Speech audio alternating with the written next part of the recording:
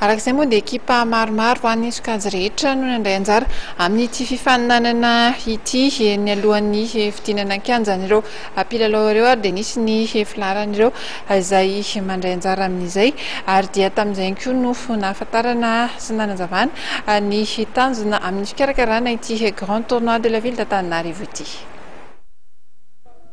Tafita ny tanjona napetraka ny ligna Analamanga amin'ny fiaramientan'ireo ekipa rehetra eto Analamanga. Saika tonga namaly ny antson'izy ireo avokoa mantsy ireo ekipa mpandray anjara rehetra amin'ny fifaninanana nanomboka tamin'ny sokajy zandriny indrindra ka tamin'ny zokony maraina io taiza amin'ny kianjan'ny Mahamasina.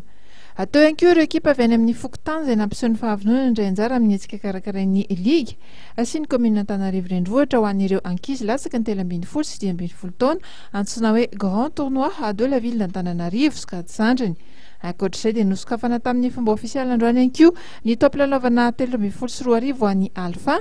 Tonga nanome voninahitra ity fitaopanokafana ity ary ny filoha lefitry ny federasiona Doda Andrea Miasasoa ity tompona andraikitry ny FMF ity izay niderany ezaka nataon'ny liga amin'ny fijerena fotony ny fampandrosoana ny kitra.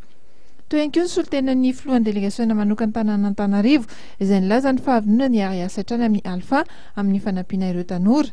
Nambarany tamin'izany ary fa dia omen'ny komina Maimaimpoana ny Alpha ikianjan'ny Mahamasina mandritra ny dingana manasadalina sy ny famaranana ho an'ny hetsika ho an'ny ankizy latsaky ny 17 sy 18 taona ity. Tetsaka ilany kosa dia nilaza ny tsy hemitra amin'ny fampandrosoana ny kitra eto Analamanga ny filohany Entso Rakotoarimanana na dia maro aza ireo tompona ndraiky mpanjakana nasaintsy namaly ny antso nandritra ity fitaopanokafana ity. Tsy ivona fa any amin'ny tapany voalohan'ny volana febroary any ho any vao hanomboka ity fifaninanana ity izay karakarain'ny liga Analamanga sy ny komina.